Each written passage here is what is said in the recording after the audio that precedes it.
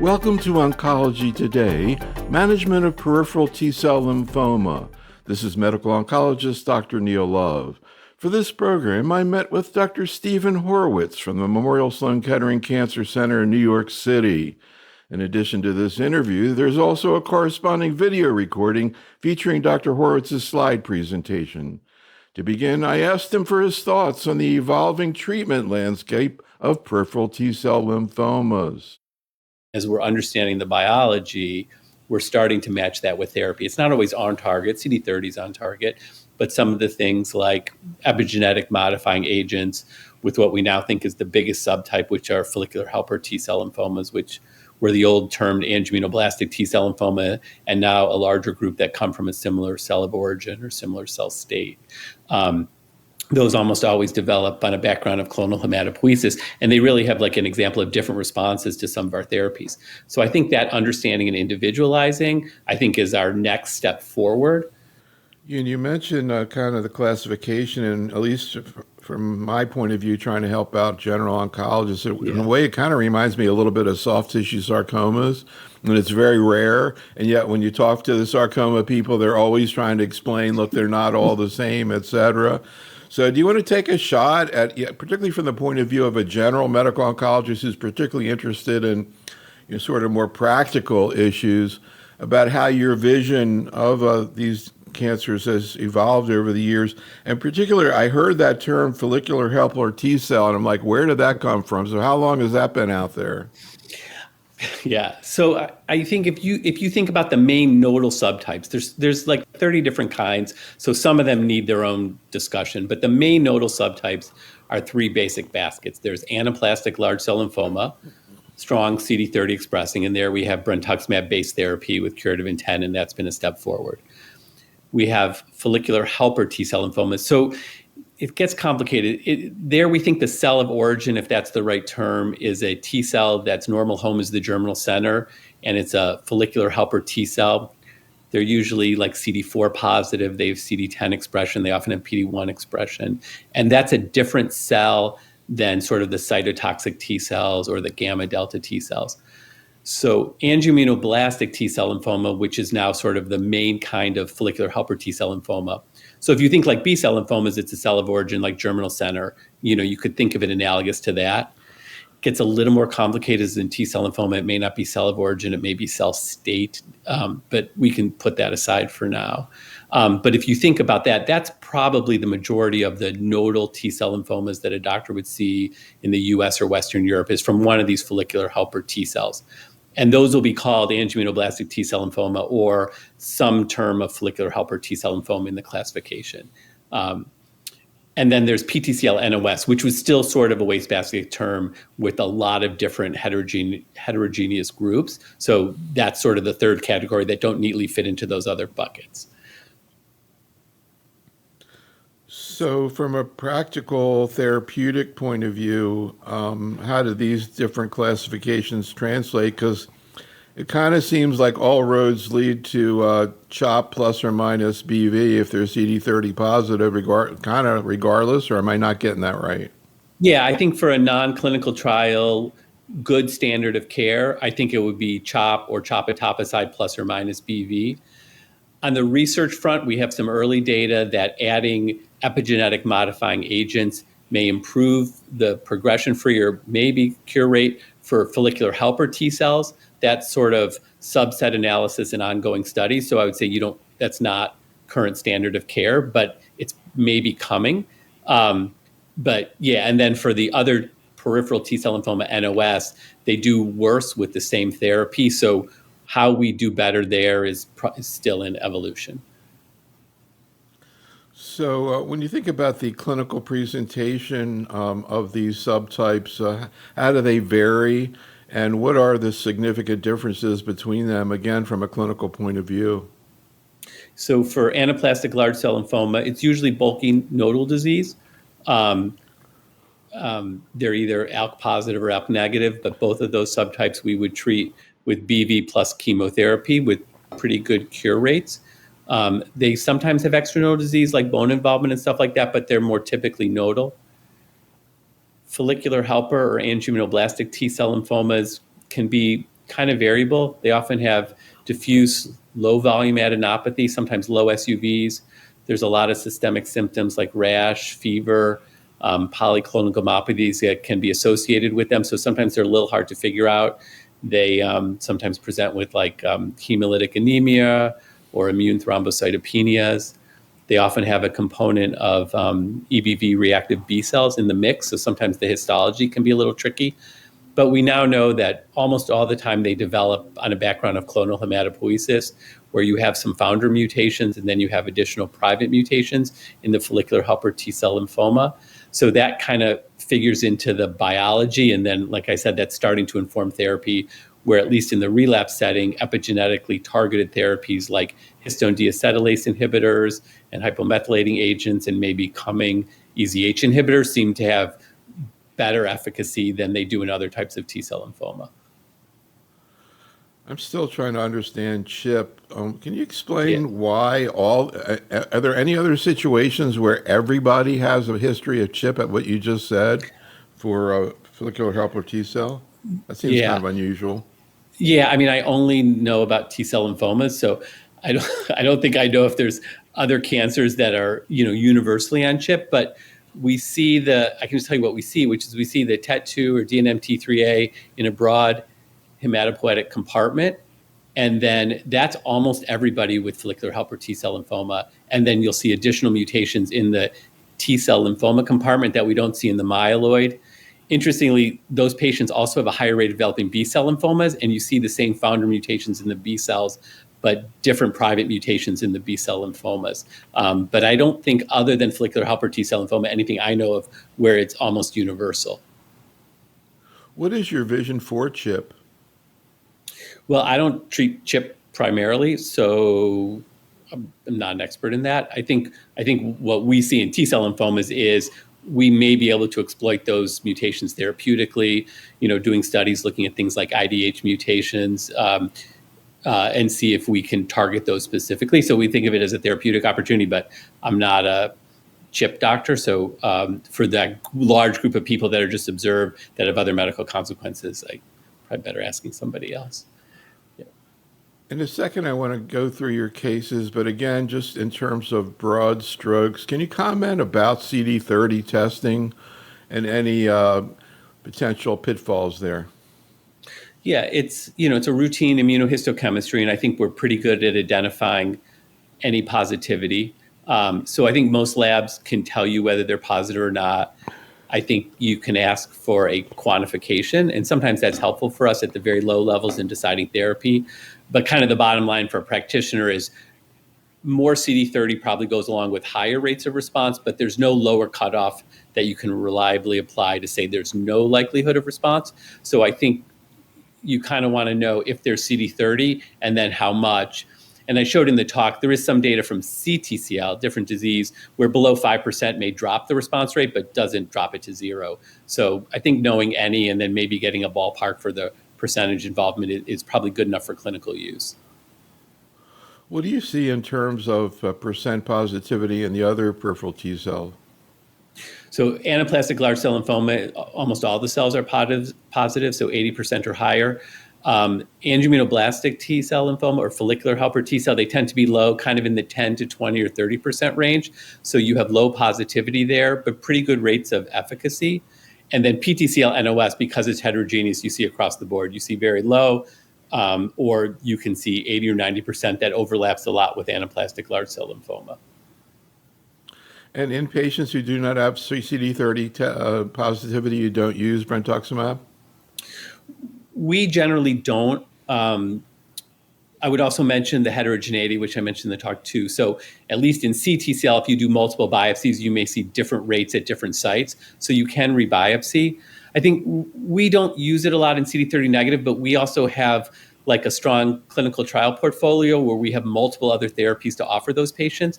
But because brentuximab is so safe and doctors are so comfortable with it, and we do have responses in CD30 negative patients based on looking at one or two slides, not finding any CD30. I don't think it takes it off the table, but at least for us with all these other options, we put it lower on the list.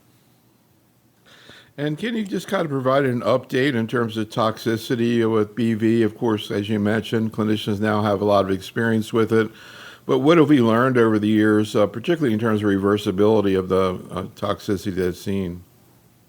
Yeah, so mostly it's reversible. When we looked at long follow-up, like from the Echelon 2 study, about 80% of patients, now in that study, people were held once they got to grade 2, so people didn't get to grade 3 neuropathy. But if you hold at grade 1 or 2, about 80% of people fully recover at least to grade 1, to where there's little functional impairment. That can take months to up to a year, but most people are reversible.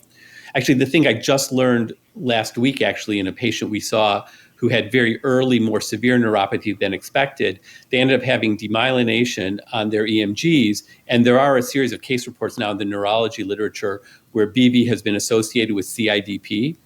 So it's something that may be treatable with IVIG. So it's something that I just learned this the other day, thinking about testing the patients that have earlier, more severe BV toxicity, BV neuropathy, looking at EMGs, and if there's evidence of demyelination, there could be an additional immune component. I think that's quite rare, but potentially, really functionally changing for those patients. That's really interesting. How is it managed? Yeah. With IVIG, just like they do other CIDP. What does CDIP stand for?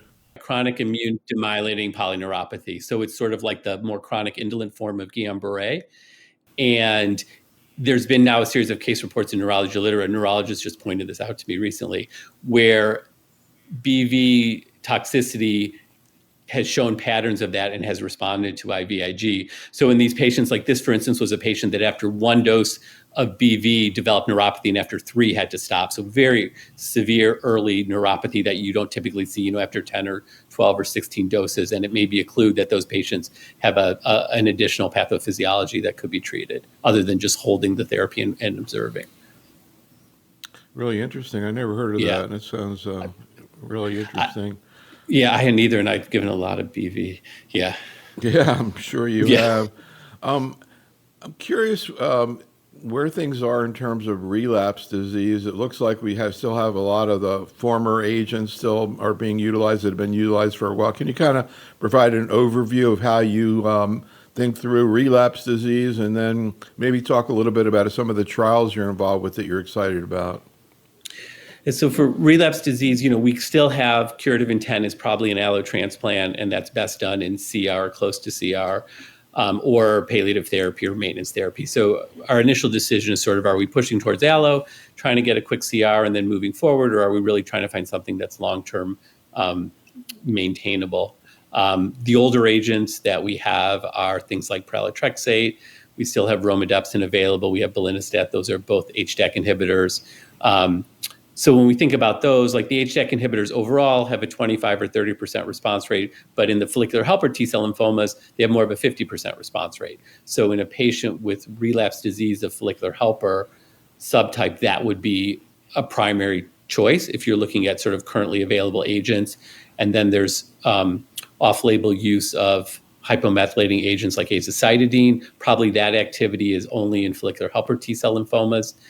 And we're getting more data on duvelisib, PI3 kinase inhibitor in T-cell lymphoma, which it looks like in the phase 2 study, there's about a 50% response rate overall, probably over 60% in follicular helper T-cell lymphomas, probably much lower in anaplastic large cell. So we kind of look at the subtypes, we look at the goals, and then kind of choose from the available options if we're just dealing with available options, or look towards sort of clinical trials for newer alternate therapies. In terms of the newer agents on clinical trial, I think probably the next one that'll be published soon is valemetostat, which is an EZH1/2 inhibitor. And in a phase 1/2 study, phase 1 and then a follow-on phase 2 study of relapsed peripheral T-cell lymphoma, high rates of response around 50%, higher in follicular helper T-cell lymphoma like we might think with an epigenetically targeted agent, but good responses across subtypes, including HTLV1 T-cell lymphomas. So that data was presented. The papers will be out soon. And my hope would be in the next year or two that therapy may be available for patients. Let's talk about a couple of things that have come along in the last couple of years that have had a big effect on the field. First of all, the Echelon-2 study. Could you kind of just go back over the original thinking when that was designed and how that actually played out? Sure. Yeah. So, we had the data with BV at that time for anaplastic large cell lymphoma, very high rates of response, very high rates of complete responses. Then we had kind of smaller phase 2 data for other types of T cell lymphoma. So the thought was, could you add that to chemotherapy to increase cure rates? In the phase 1, there was such a high CR rate with anaplastic large cell lymphoma, we didn't really know if you needed to combine it. So there was a sequential BV followed by CHOP arm, and then a BV combination with CHP dropping the vincristine. And both those arms looked pretty reasonable, but the CR rate for untreated patients was not that high, or not high enough that you thought like that would be a done deal by itself. So the arm that went forward was BV plus CHP. A lot of discussion on whether to add CHOEP, CHOP etoposide, or EPOC, or these other more intense regimens. And I think what we finally settled on was, we had registry data that about 80% of people worldwide were treated with CHOP. So that would be the comparator for the study, but there could be room to add. And then thinking that if there was a group that would have a benefit, and the study was powered for progression-free survival, that would be the ALCL component. So that group was independently powered, and then really just trying to get additional data for the other subtypes. So that kind of was the design, even with looking at ALCL by itself and the overall population. The study was 450 patients, so we already thought that was big for T-cell lymphoma. So in retrospect, it would have been nice to power like the AITL or the PTCL NOS subtype independently. But at the time, we never completed a randomized study in untreated T-cell lymphoma, so there was a lot sort of unknown about how big a study we could accrue or how quickly. That's really amazing to think about how much research has been done on smaller incidence tumors like peripheral T cell, but even going beyond that into subsets of non-small cell lung cancer, NTRK, et cetera.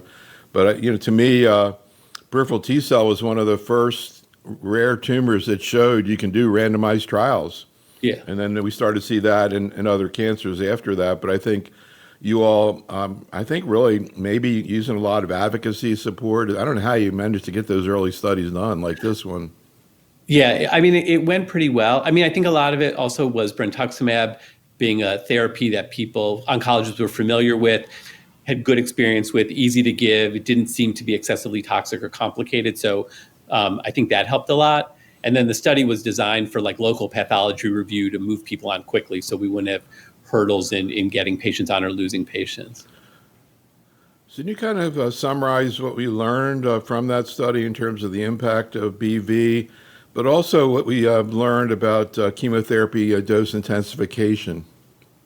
Yeah. So the primary endpoint of the study was PFS, so that was better. It was more than doubled for the BV arm. That definitely holds for the ALCL group. And pleasant surprise is the PFS benefit translated to an overall survival benefit, even though that wasn't the primary endpoint.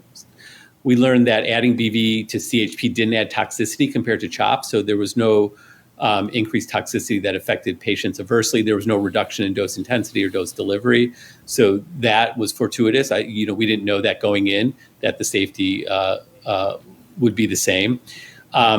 The other surprise that came out of there was the CHOP arm did better than expected. So the study read out later than expected because of the lack of events primarily in the CHOP arm. So we predicted that CHOP would have a median PFS of maybe 12 months, and it was double that. So in a prospective trial, CHOP did much better than historical databases of CHOP. So I think that's something we think about in treating patients, that CHOP is relatively ineffective, but maybe not as ineffective as we thought, prior to doing a true prospective randomized study. And then in terms of dose intensity, there's a transplant bias in T-cell lymphoma where a lot of times we consolidate with auto transplant. That was not specified in the study because I think the thought was, let's just maximize patient availability. We won't want to include or exclude patients who may be appropriate for more intensive therapy. So that was looked at kind of on the back end. Hard to be conclusive, but it looks like if you look at the patients in complete remission who got transplant versus those who didn't, those patients still did better. And then there's some follow-on studies giving CHOP etoposide plus BV or CHEP plus BV, some phase 2 studies, some other studies looking at consolidation that I think, at least to me, suggest that there's still room for intensifying therapy to still do better in T-cell lymphoma beyond just adding BV. How do you approach the issue of intensification in your own practice outside a clinical trial? Yeah, we offer it to most patients. I think our internal data suggests that like consolidating with auto transplant probably pushes up the cure rate or reduces PFS by probably 10 to 20%.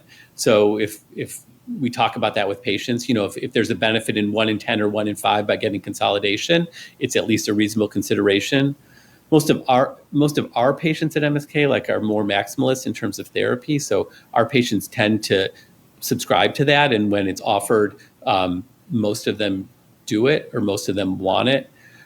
I think the benefit, or at least what we see in our data, is the benefit is really only for the chemosensitive patients. So having a CR or near CR to your induction chemo predicts that you might benefit. Lack of a CR or only a PR to induction chemo to us suggests that you're not going to benefit, and we look at other options.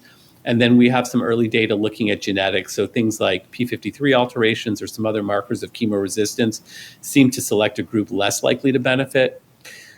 So yeah, sorry, it's all complicated and none of it's totally straightforward, but I think there's a group of people that look like they benefit, and those are the ones who are in CR at the end of treatment, who tolerated the chemotherapy well, so it suggests that adding the high-dose therapy isn't going to be excessively toxic, and those are the people we discuss it with, and then most of our patients opt for it.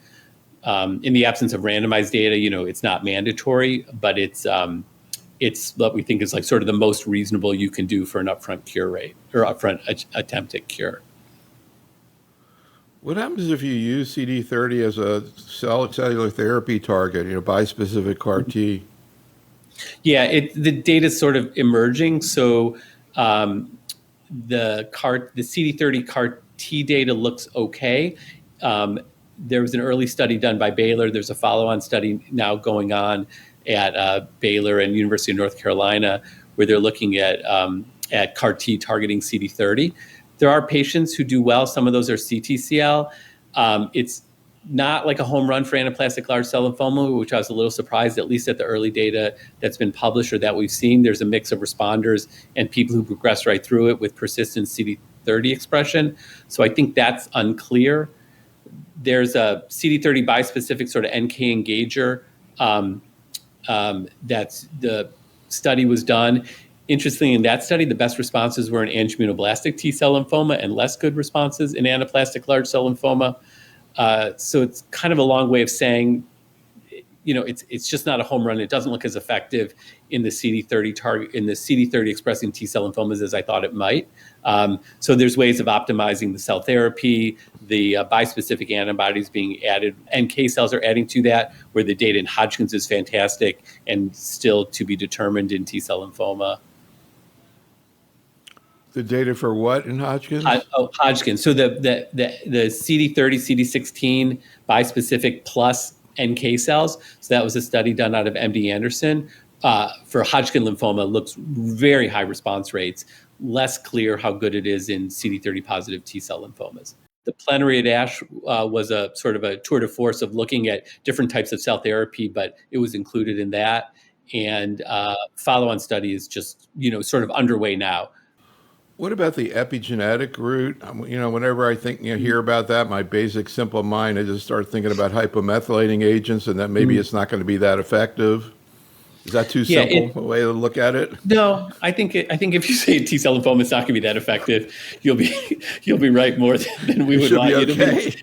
Yeah, it's a good guess if you have to. So the early data with the azacitidine looked amazing. It's now probably about a 30% response rate. But with HDAC inhibitors in follicular helper T cells, so if you kind of just match the subtype, it's closer to 50%. Looked a little more like 60% with the EZH inhibitor. So those are responses. They're not cures. Some of those are CRs. The CRs tend to be at about half of the responders. And those agents can be maintained without cumulative toxicity. So in the relapse setting, that's how those studies are being done. But adding them up front, I don't know, it's a bit of a longer story, but there was a romidepsin plus CHOP study where a randomized study in France adding romidepsin to CHOP. It was sort of the reverse of Echelon 2. It added toxicity. It showed no benefit.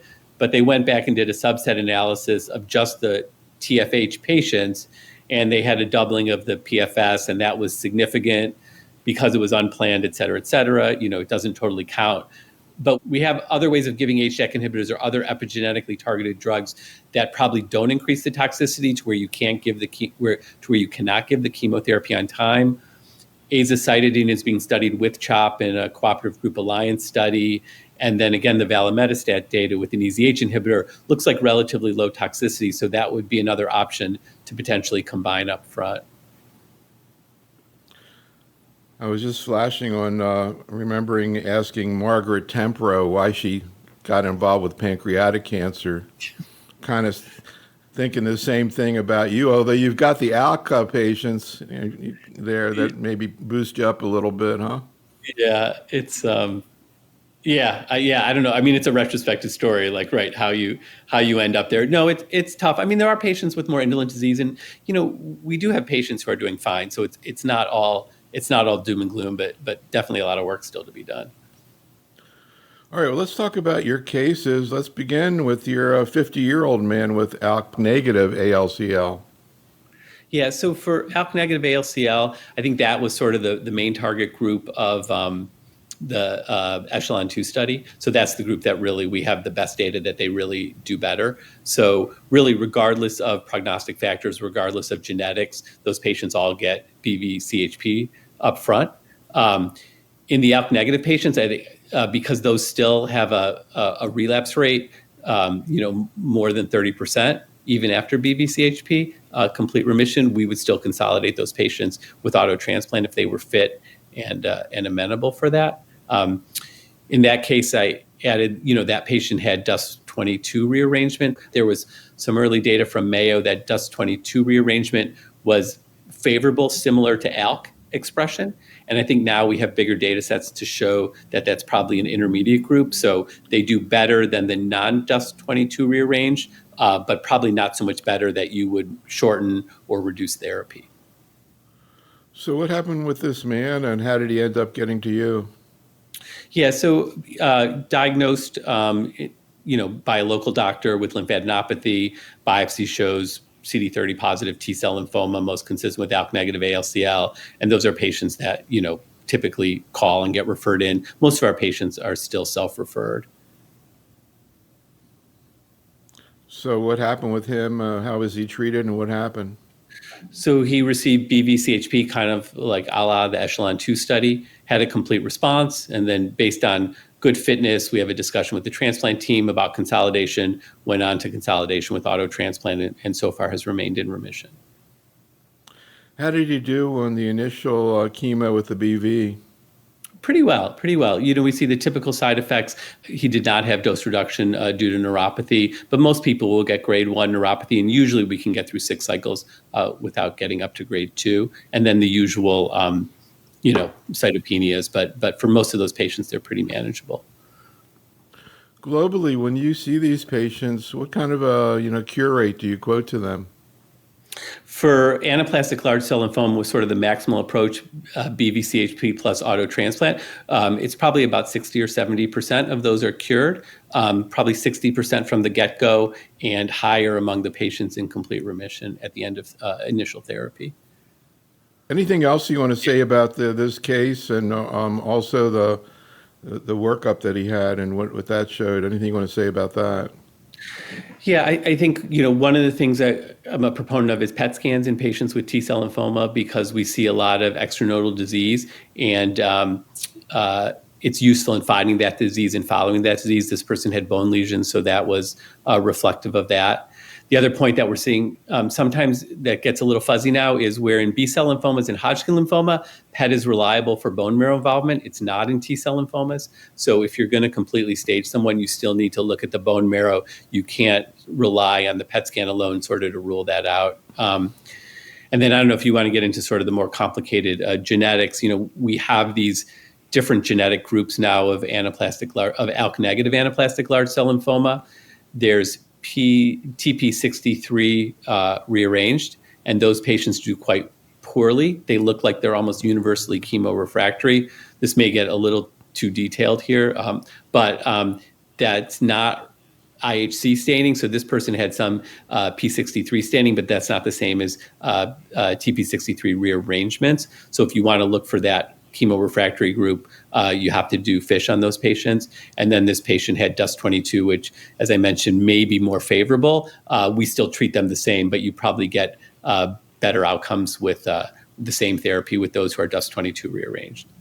I'm having a little bit of a flashback to a session I did fairly recently with your colleague, Dr. Gounder.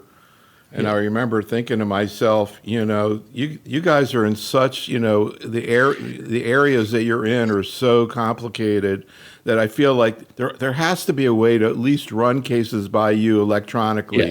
Yeah. I know that doesn't happen, but it just seems like everybody with peripheral T cell should have some tertiary doc looking at just globally what they're doing.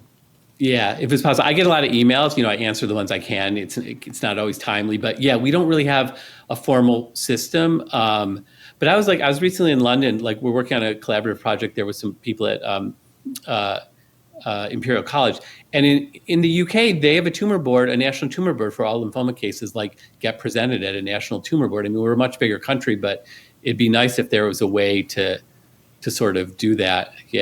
Yeah, because it is complicated. Even the nomenclature and the words, it's hard to explain simply. Yeah, I mean, it's like the Talmud or something. It just has all these deep, shades of complexity. But you guys understand it. And it seems a shame that oncologists are, to me, I think, relatively isolated. But you tell me, does that actually get translated into a difference, or do you think there are things, mismanagement or misperceptions out there that are causing problems? no, I don't. I think it's rarely mismanagement. I think we think about things in such a detailed way that I think a lot of the times it doesn't change the outcome. You're chemosensitive, you're chemoresistant, and that's really your fate. Your fate isn't that your doctor checked or understood what DUS22 means. So I don't think it's mismanagement. I think there are nuances where we probably shade the outcomes for a small subset of people, but I think the validated clinical data are BV-CHP versus CHOEP. These other sort of minor points, we don't have data that those result in true hard endpoints like progression-free or overall survival. We recently did a think tank just on ALK-positive lung cancer. And since oncologists are getting exposed to multiple generations of those agents, can you talk a little bit about how, if at all, that fits into management of these patients? Yeah, so ALK-positive ALCL, they respond to ALK inhibitors. There's a pediatric study looking at in combination upfront where there's some excess toxicity. So right now, they don't get ALK inhibitors standardly upfront. They get BV-CHP for ALK-positive ALCL, and most of those patients are cured. Again, most being like 70%, not 90%. In the relapse setting, ALK inhibitors have very high response rates. So patients go into remission 80+% of the time, but they're not curative. So you either maintain them on ALK inhibitor or you bridge them to transplant with curative intent. We don't see ALK resistance like they do in lung cancer, where there's mutational based resistance. Some patients don't respond, but it's not as well understood. And we don't see acquired resistance. Where we use the later generation ALK inhibitors is there's a rate of CNS involvement in ALK positive ALCL. So the newer agents, alectinib, brigatinib, some of those guys know better than I do, cross into the CNS. So if there is CNS disease, we're worried about it. We tend to use those newer agents as opposed to crizotinib, but the upfront response rate, again, very small studies, looks quite similar. Lorlatinib, they had some data presented at the last ASCO that was very impressive. Oh, yeah. But the thing about, there I hear these stories about, changing personalities, all kinds of. Have you used Lorlatinib incidentally? No, we've used mostly crizotinib and then alectinib more recently, but I've not used lorlatinib yet. Yeah, that should be an interesting experience from what I'm Yeah. hearing. Like the spouses don't recognize them or whatever. So it's like a CNS penetration that causes thought disturbance, or it causes, Yeah, like psychiatric things, personality things, all kinds of weird stuff. But they still use it because it's way better. It's really good. Yeah. But still, it's kind of tricky drug. All right, 57-year-old man, PTCL NOS. What happened with him? So this guy is PTCL NOS. So he's in one of these NOS categories, so not otherwise specified. This is a CD8 cytotoxic T cell lymphoma. So we're learning a little bit about these, But right now, what we kind of know is that they do worse with the same therapy. So our initial approach still for curative intent is combination chemotherapy. For patients who are young enough or fit enough and CD30 negative, we'll add etoposide because we think that does a little better. It's particularly useful in patients that may have some underlying HLH. And then those in first remission will still follow with transplant, which we did in this case. Anything else you want to say about the course of this patient or how the patient actually did when the treatment? No, I mean, this patient tolerated the CHOP etoposide pretty well. We do see increased cytopenias. In some patients, we're able to give it every 2 weeks where there's a little data that it may be better. This patient, we can only give it every 3 based on cytopenias. He did get a CR and we did follow it with auto transplant, but he relapsed. It was between 6 and 9 months after that, which too often is the case for these patients, with PTCL.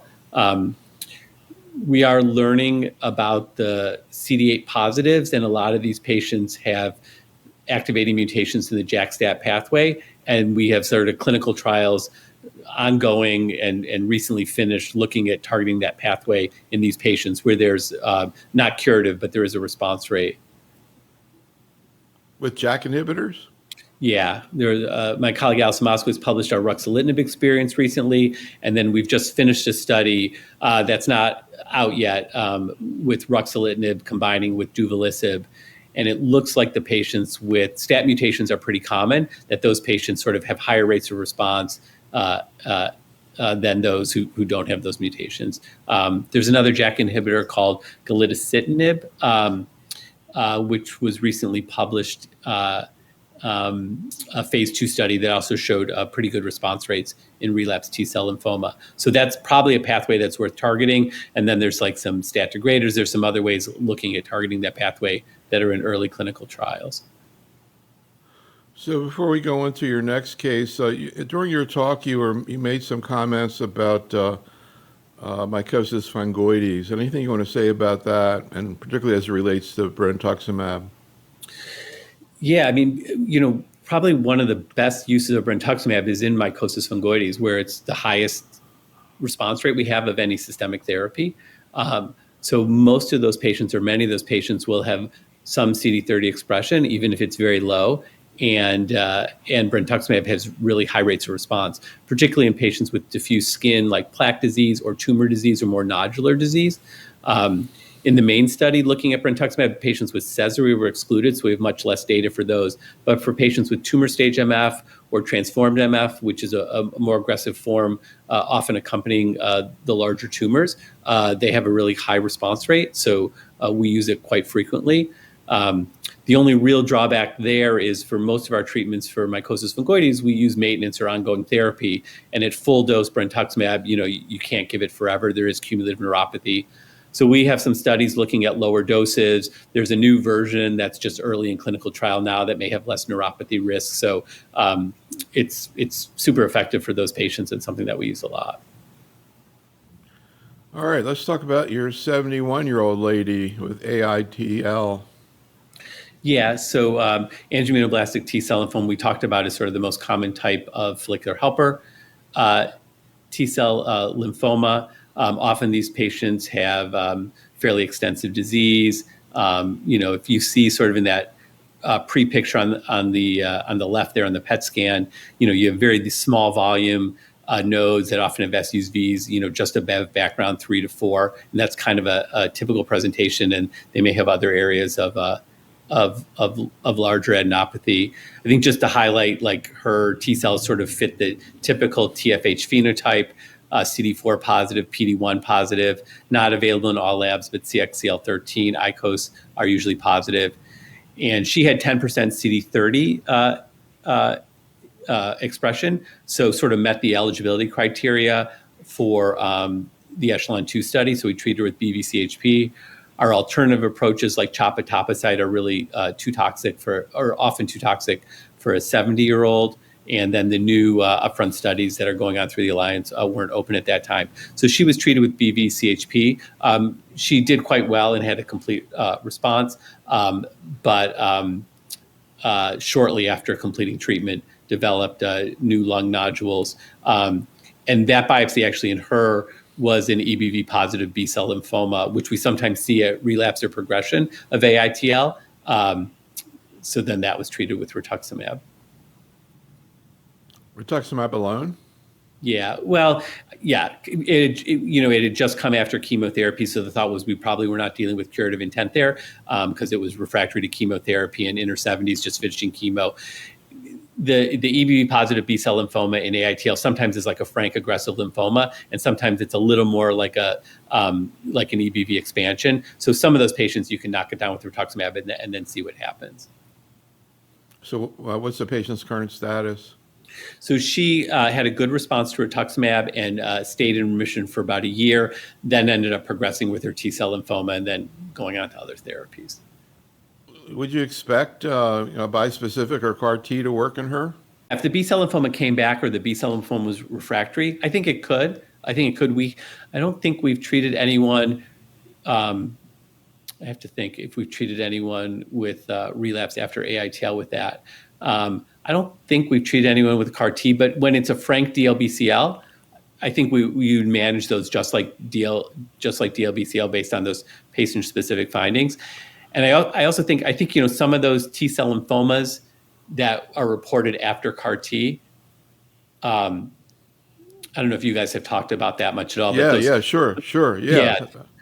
Those cases, some of those are probably people who had underlying angioimmunoblastic T-cell lymphoma that wasn't appreciated because sometimes the large B-cell lymphoma is the dominant process at diagnosis, and you'll treat those people with, R-CHOP, and then at recurrence, you see the T-cell lymphoma. And when we see those people, often we've been able to go back and find evidence of the T-cell lymphoma in the genetics from the baseline sample. So we think those are probably people that have both a follicular helper T-cell lymphoma and an EBV-driven large B-cell lymphoma.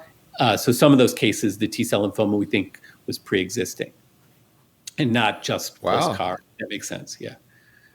That's really cool. I've never heard that one before. There's some interesting, it's that follicular helper biology is sort of interesting. That's really interesting. You referred to newer trials in the upfront setting. Can you talk about what's being looked at both in the United States and elsewhere? Yeah, the main upfront study we have right now is through the cooperative group led by the Alliance, and it's a randomized phase 2. So it's looking at adding azacitidine or oral azacitidine to CHOP or CHOEP based on the age of the patients, or duvelisib, PI3 kinase inhibitor, to CHOP or CHOEP, or a standard arm of CHOP or CHOEP. So that's sort of looking to pick a winner if one of those new agents is better, CR rate's the primary endpoint, either overall or based on biology. And, our guess is if it's really better, it's probably going to be in a follicular helper T-cell lymphoma population where both of those new agents have better efficacy. That's the main upfront study.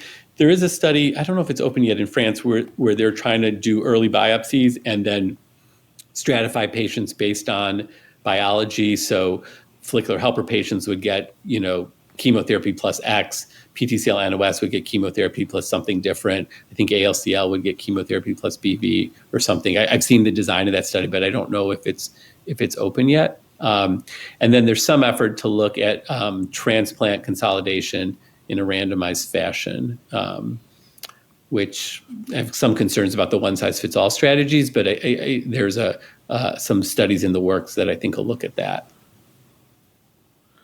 I'm still ruminating a little bit over what you said about those secondary T-cell lymphomas with CAR T. Has that been observed in any other situation? With CAR T or with just after other treatment? Other treatments where you sort of are uncovering. From what you're describing, it sounds like you're sort of uncovering a T-cell once you treat the other one. Yeah, the thing I think it's most analogous to is when you have like de novo transformation of follicular lymphoma. So you have large cell lymphoma because the big node was biopsied, you treat, and then 2 years later there's a relapse and it's follicular and you see that maybe it was there before, but you just didn't find it.